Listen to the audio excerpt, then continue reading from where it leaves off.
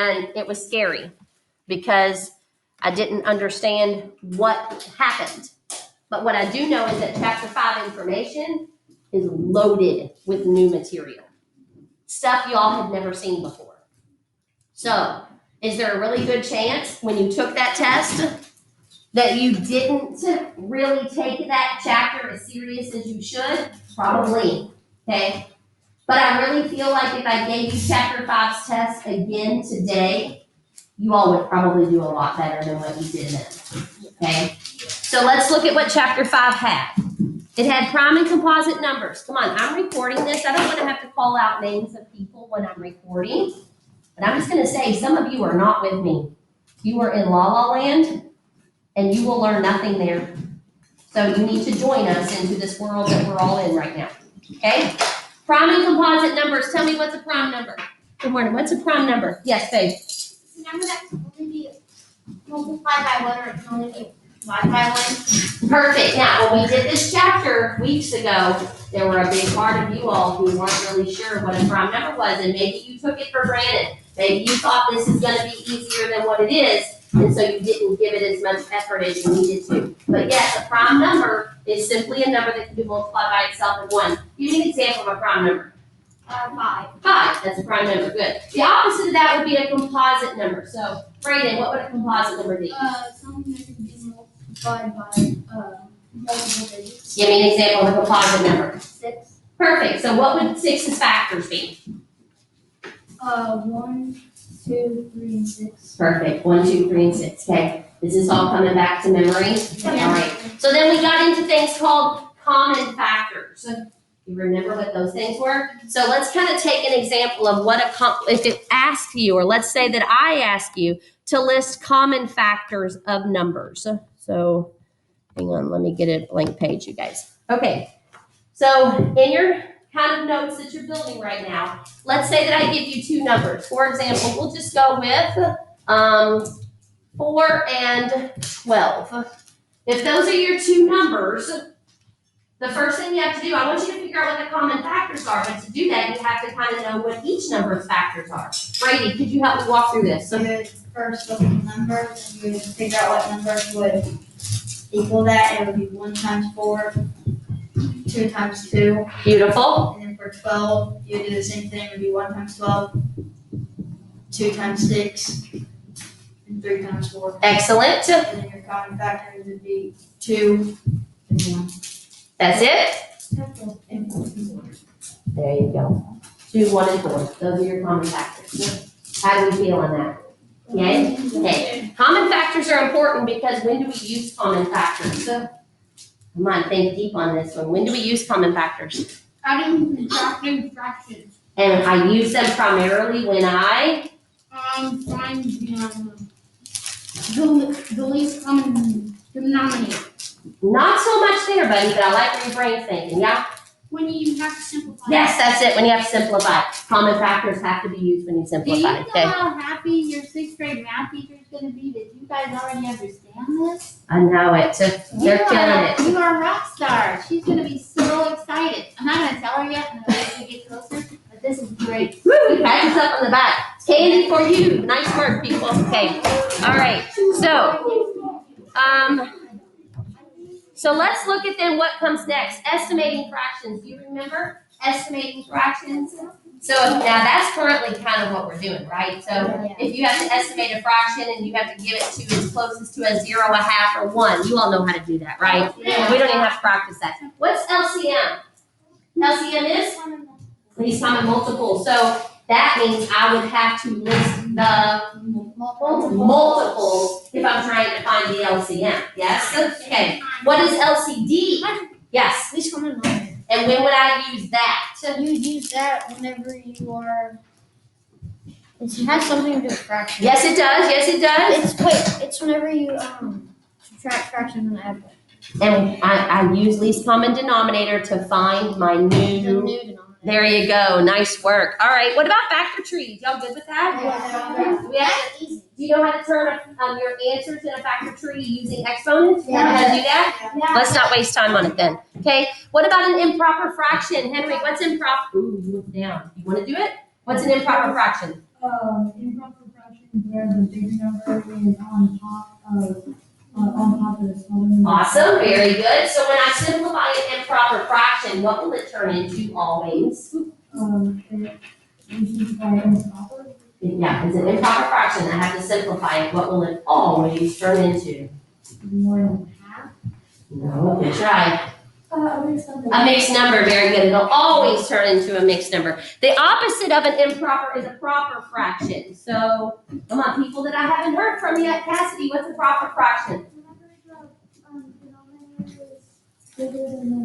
Very good. So those are the normal looking fractions, right? Those are the ones that the bigger numbers at the bottom like it's supposed to. And when I have to simplify a proper fraction, what do I use to do that?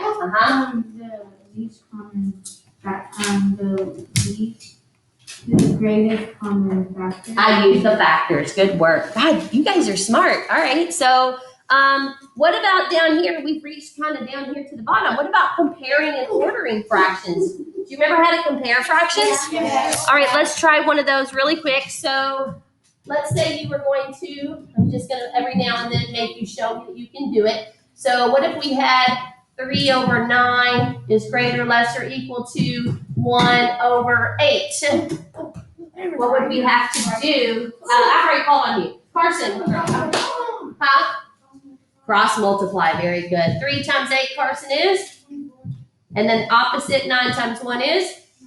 So which is larger, 24 or not? So this one would be your larger fraction. Yay? Yay. All right. That's why I say, when you all took this test, you didn't perform this well. But now if I gave it to you again, I bet you'd ace it. Yeah. Because the reason that you kind of struggled at the start was this was stuff you'd never seen. And I think you kind of thought it was going to be easier than what it was. And so you didn't really give it as much focus. But now that we've been doing it for many chapters, now you're very comfortable with it. Okay. Yeah. And then the last little bullet point there is interpreting the remainders. Y'all remember that? That was when you had to decide, do you want to keep the remainder, drop it, or add it to your answer? Okay? Y'all remember that? You don't really remember that? So that's like where, let's say that the word problem is asking you about people. Like how many people can go on a volleyball team? And you get an answer that's like 5 remainder 2. Okay? Then it says how many teams need to be made.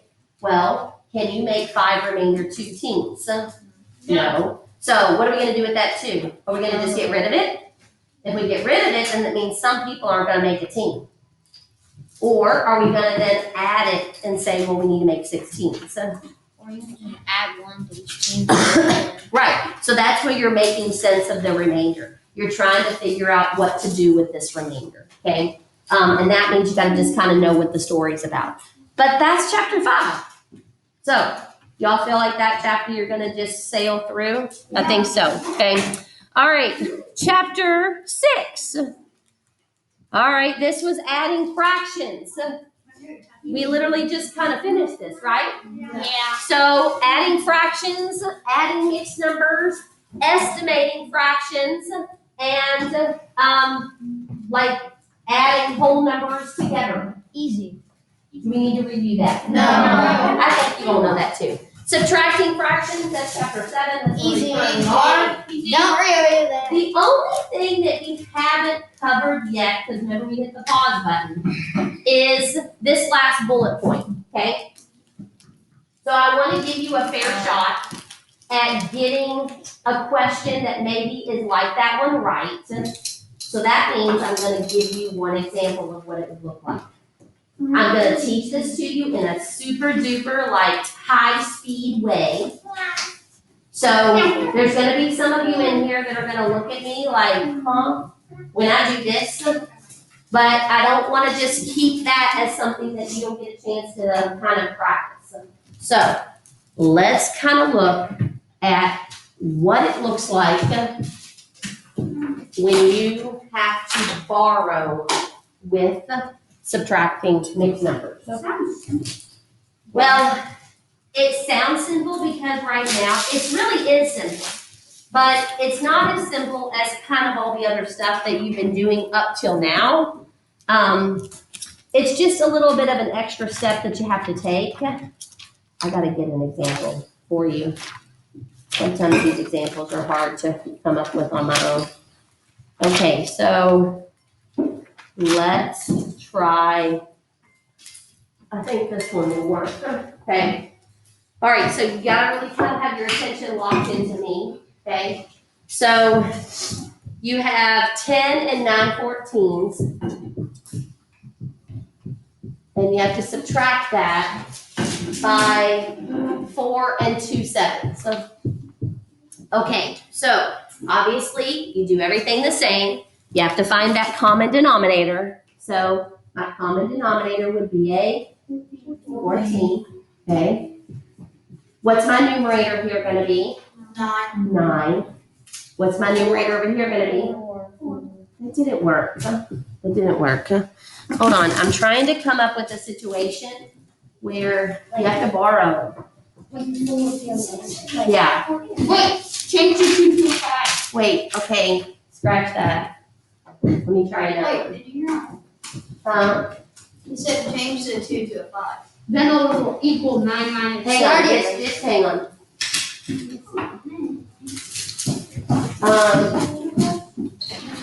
All right, here's one that will work. All right, 4 minus, what does that say? 1 3/8.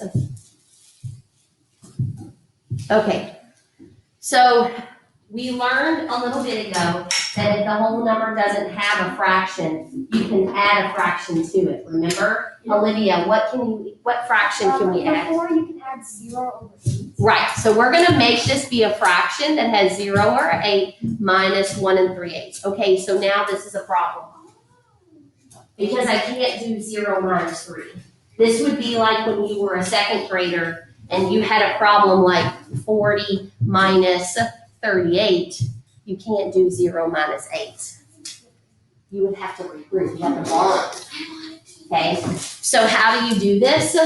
This is what we will learn at the end of this chapter that we're currently in, but you have to borrow from the whole number, okay? So that means what I have to do is, since I don't have enough, the 0 isn't big enough, right? I've got to come to my whole number. Oh my God. All righty. That one's gonna be so big. I got to come to my whole number and I got to borrow. So if I borrow 1 from 4, what does 4 become? 3. But the mistake that people want to make is they think that they just come over here and they just stick a 1 next to that 0. That cannot be what you do. That's what you were trained back in your little days of second grade. You were trained to borrow and then stick that 1 in front of that 0. But that is not what we do here, you all. If you borrow a whole number, you need to turn that whole into that fraction. So what you do is then add the top and bottom number of the fraction together. So what is 0 plus 8? So this turns into an 8. Okay. So I took 1 away, and the whole that I took away just turned into 8 over 8. You subtracted. See that? Now I have enough to subtract. 8 minus 3 is 5. And I keep my 8, right? And now I have 3 minus 1, which is 2. So your answer becomes 2 and 5/8. That is so Okay. Wait, so this isn't an easy one. I know how No. to do it. So why don't you guys try one more? You subtract the 0 by the 8. I added them. I put those two together. Okay. All right. Let's try another one. One that maybe has like a fraction and a fraction. Okay. So let's try 7 3/4 minus 2 7/8. So again, you start out doing everything normal. Find your denominator, which is a 8. Okay. Make your numerators, which is a and Okay, bring down those whole numbers if you want, so you don't forget about them. But now you've got 6 minus 7, and you can't do that, right? 6 is smaller than 7, so now it's time to borrow. So where am I going to borrow? Brady, walk it through. So you take from the 7, and that will turn into a 6. Uh-huh. And then subtract the 6 and the 8. Not subtract, add. Well, add. And that gets 14. So 6 becomes 14, And then and now I'm good to go. 14 minus 7 is 7 over 8, and 6 minus 2 is 4. That's your final answer. So you don't have to worry about simplifying. This I mean, you sometimes do, but in these examples, it just worked out where you did it. Okay. But that's how you borrow. You borrow from that whole number. So obviously, people, if you don't have whole numbers, if it was just a fraction minus a fraction, would you ever see a situation where you have to borrow? No, because you can't borrow if you don't have the whole number to borrow from. Okay? So that is the last bullet point for chapter 7. So that's when I say I'm flying through this stuff, right? But we have to kind of touch on every little thing. We got to touch, not really like dive in. I'm talking quick touch and move on. I already looked, I'm just looking at the first one, number 9, because I'm just gonna have to do that. What is? Don't jump. We're gonna get to that. So let's go with chapter 8 right now. Okay, you ready for take a little dip into chapter 8? Okay, remember, we're not diving very deep. We're just gonna kind of stick our toes in. Okay. But if you are in the process of kind of making notes in your own way, you might want to call this chapter 8 because that's now what we're exploring. Okay, chapter 8, multiplying fractions. So,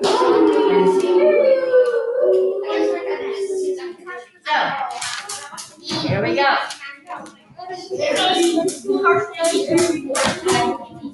All right, remember that part about we don't have time to waste? That would be, we don't have time to waste with all the chit chat, okay? So chapter 8, multiplying fractions. So this is something that you all have kind of been excited to learn. And I bet there's a big part of you that has been somewhat nervous because you're thinking that this is going to be tough stuff. But if you've had a chance to even look in iExcel or get on Khan Academy or watch any kind of these like learning videos, you are now going to see multiplying fractions is easier than adding fractions. Okay, so an example of this is, let's say you have 2/8 times 3/4. If that is your problem, in multiplying fractions, you do not have to worry about finding a common denominator. You do not have to worry about any of that. You just multiply straight across. So 2 times 3 is 6. 8 times 4 is 32. We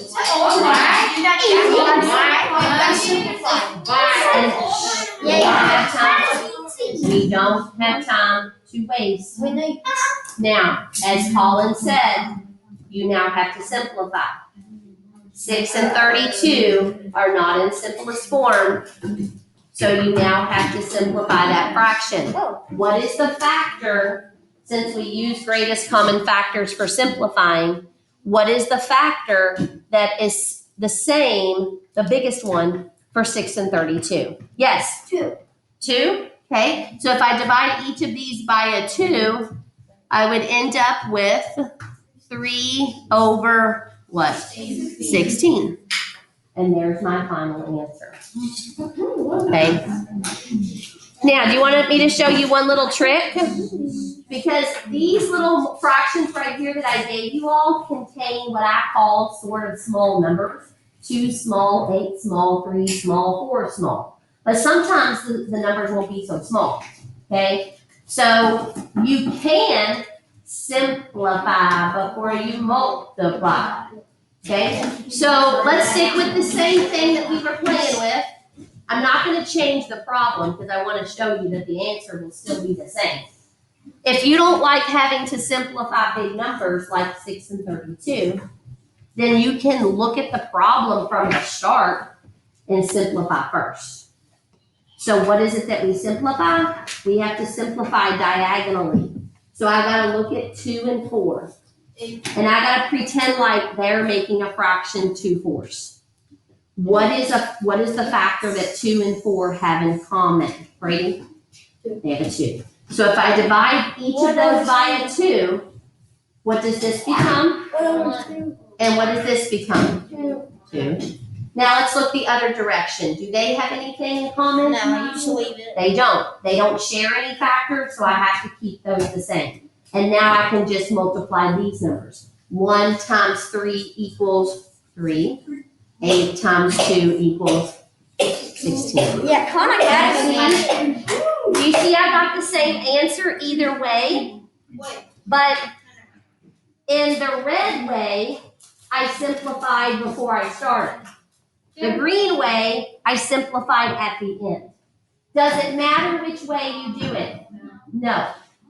But the red way helps you to not have to play with such big numbers. And do we sometimes make mistakes with multiplication?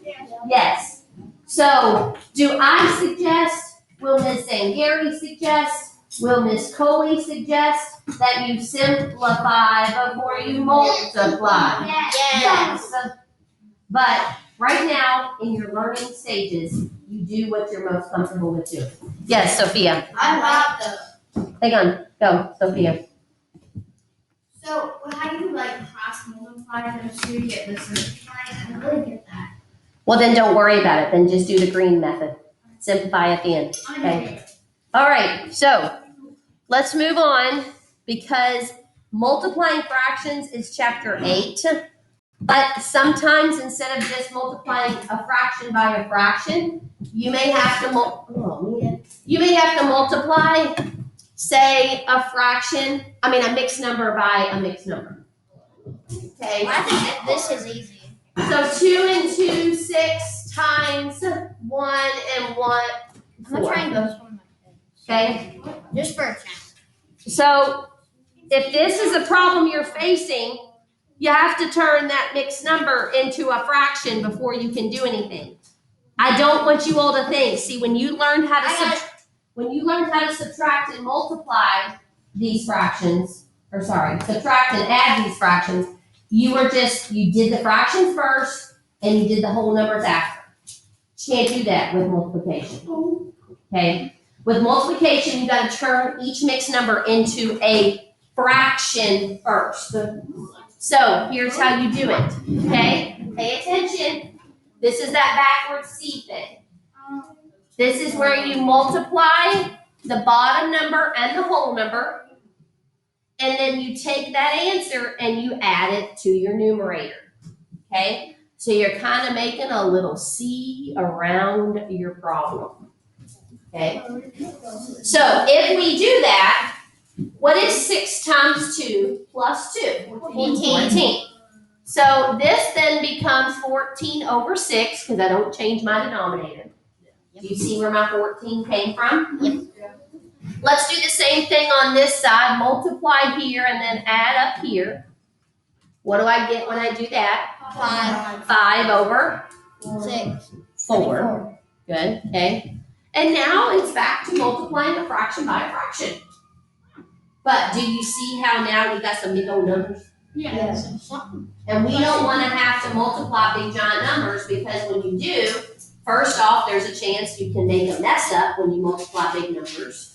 Or there's a chance that you'll make a simplifying error at the end. So when you look diagonally at this problem, these numbers and these numbers, do you see any factors that they share with each other? Max, what do you see? For 14 and 4, they both have 2 in common. They do. 14 and 4 are both even numbers, and all even numbers have what digit in common? 2. So I could use a 2 to make these numbers smaller. So let's divide the 4 and the 14 by a 2. What do I get here when I do that? 2. What do I get here when I do that? 7. Now, the opposite direction, I see a 6 and a 5. Is there anything I could divide into those? No. No. So those have to stay. But I've now kind of made things a little bit smaller. Okay? 7 times 5 equals 35. And 6 times 2 equals 12. Now notice we ended with an improper fraction. That's always going to happen because we started it with improper fractions. So guess what we have to turn it back into at the end? We got to turn it back into a mixed number. Okay, so how do I simplify 35 over 12? I got to divide it. Flip this thing on its side and make it a division problem. 12 goes into 35 about how many times? 2. That's 24. You're left with 11. And then 11 over 12. So there's your final answer. That's Okay. good. Huh? Okay, so that's multiplying fractions. Yay, that's chapter 8. Do we have to do chapter 8 now? Okay. We still have to do chapter 8? Do we have to do chapter 9? Dude, we're going to do all chapters today. Yes, bitch. That's why I try to get you ready for this roller coaster ride you're getting ready to go on. Oh. Okay? What, Dominic? To ask us to add the whole number to the fraction and then simplify the fraction all the way to a simple fraction. Yes. Oh, God. Okay? Okay. You always have to put fractions in simplest form. Okay? All right, so. We have to turn the whole number into that fraction. I don't understand what you mean. Give me an example. Like, could the answer have a whole number in it? Like that? Yes. Like, would the answer be 2 and 11, 12? Yeah. Yeah. Okay. But you should know how to do that because we've already learned how to take a fraction that looked like this and turn it into a mixed number. Yeah. Yeah. Okay. All right. This side of the room keeps talking every time I breathe. Please stop it. Okay. All right. Next is chapter 9. Okay. Chapter 9, notice, has a big yellow highlighted note, and that says we haven't completed this yet. And obviously, we're not going to get to before tomorrow. So I want us to get a chance to kind of peek at how to do this. Because if you get this test tomorrow and they give you a question that asks you to divide fractions, I want you to have a chance to get it right. If you don't even have a clue how to do it, you pretty much are set up for not succeeding, right? Yeah. So that's why I have always said, I said it to your parents, I wish this test was given in May. But our school wants it done now. So that means stuff that we haven't done yet, we have to kind of get a little bit of a chance to see what it looks like. So Brady asked me a second ago, he noticed that the very first bullet point used this weird word called reciprocal. Okay? It sounds like something like they use for experiments in science. Yeah, that sounds like one of the. All right. There's not many math terms that I will say you have to really remember their meanings. Because math is more numbers than words. But the word reciprocal is important. And it looks like this. Okay, that's the word. And what does it mean? I'm gonna make this as easy as I can. It means flip the fraction. Reciprocal is a funky word that literally means opposite. By that definition. Okay? So, if you were given a fraction and they said, find the reciprocal of this fraction, what would you say the answer is, Max? 8 over 3. Why isn't this in chapter 1? Why isn't this in chapter 1? Reciprocal simply means flip the fraction. Now, if you looked up the word reciprocal in a math dictionary, it is not going to have Mrs. Malone's definition, okay? That is my way of teaching you the easiest way to figure it out. Chapter if they ever ask for the reciprocal of something, they're asking you to tell the opposite. So the opposite of 3/8 would be 8/3, okay? Let's look at another example of a reciprocal. Okay? Another example would be, this thing's got a mind of its own right now. All right, so what happens if they want you to give the reciprocal of 4?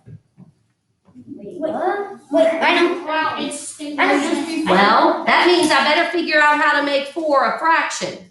Because I can't flip it if I don't make it a fraction. What do you think?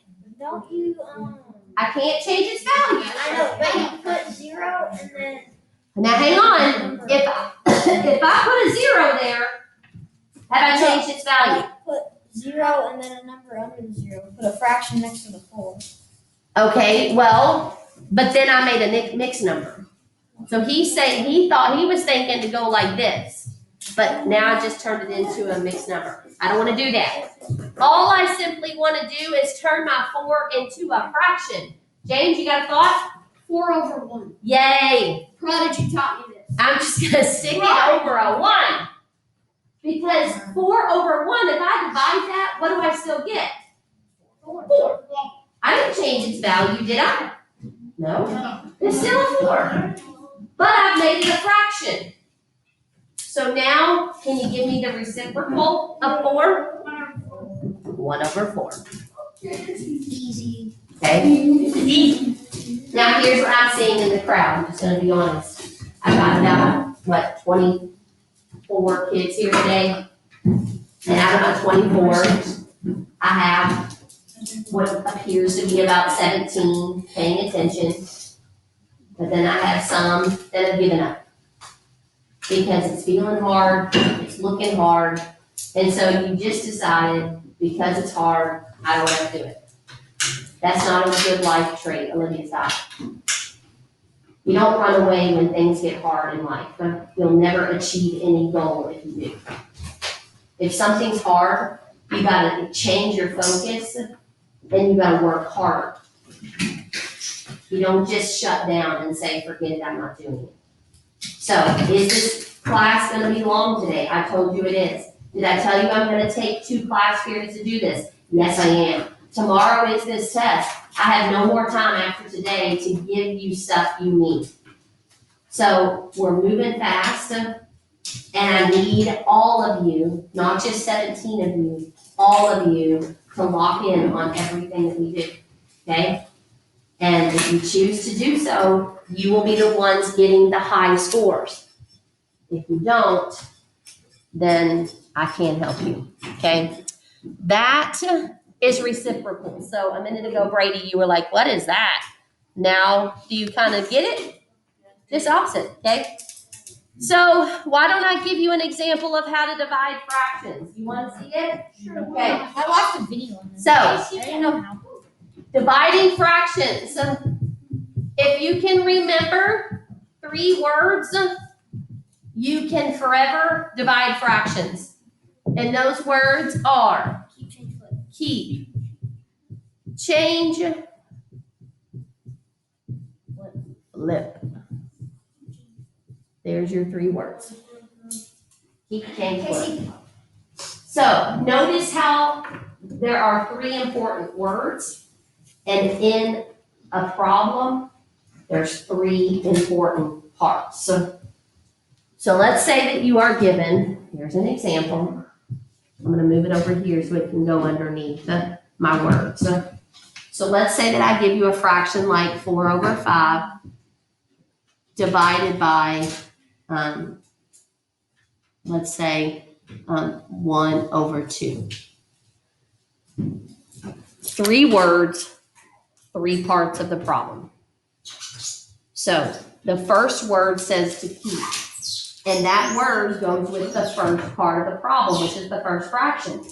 So keep means don't change, keep it, right? So I'm gonna keep 4/5 the same. I'm not gonna do anything different to it. The second word says change. It goes with the symbol. I need to change my symbol. So what's the opposite of multiplication, Cassidy? I said multiplication. Sorry. What's the opposite of division?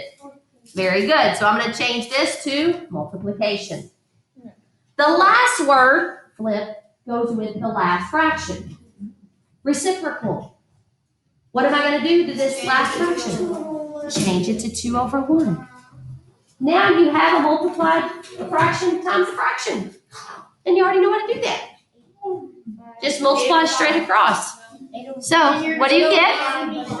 You get 8 over 5. Can you keep it that way though? No.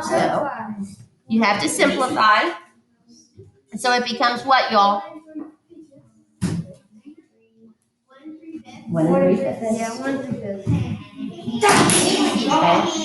Why are these so? Now remember, I'm not doing everything in these chapters. I'm just giving you a piece. So that's how you divide fractions. How do you divide whole numbers? I think I know. How do you divide a whole number? This has the Y. So let's say that they give you 9 1/2 divided by 2 2/3. Okay? Now, who can remember when we just did multiplication, I told you that when you multiply fractions, you gotta do something to those mixed numbers first. Tessa, what are you gonna do first? You have to change it into a fraction. You do. You gotta change it back into an improper fraction. That's that C thing, okay? So go around, make around the C. So what do I do, Tessa? Do you remember? You multiply the denominator times the mixed number, or The whole number. the number, and that's 18, and then you add, your numerator. So what do you get? 19. Over. 19 over 2. Beautiful. Okay, let's do the same thing with that mixed number over there. You wanna do that one? Okay. You're gonna multiply 2 times 3. Uh-huh. That's 6. Plus 2 equals 8, and then you'll have 8 over 3. Amazing. Okay. Now it's time to do a fraction divided by a fraction. And that's where those 3 words pop into your head. Keep, change, flip. So, Rory, what am I gonna do? Yeah, And then you change division to multiplication. yeah, And then you change 8 over 3 to 3 over 8. amazing. So I've got some big numbers here I'm playing with. Can I simplify anything before I move on? Darn it, I can't. I'm already done. Because when I look diagonally, I notice that 8 and 19 are what are across from each other, and they don't have anything in common. And then I go the other direction with 3 and 2, and they don't have anything in common either. So I'm stuck with having to multiply these big things. What's 19 times 3? 57. What's 2 times 8? 16. Now I've got to put this thing back into a mixed number, right? So let's divide. 16 goes into 57 about how many times? 3. What's 16 times 3, Brady? 48. Yep. When I subtract, I should be left with 9, right? And so my fraction becomes 9/16. 3 and 9. 3 and 9/16. Okay? Yes. All right, people. So I'm just about done with you, I think, right? You are done. I am done. Okay, so listen. Well, you have, what do you want? Library, we have to go up. Okay, let's find it. Alright, Crystal, Yeah, we get up there, can I go to the restroom? yeah. Yeah, I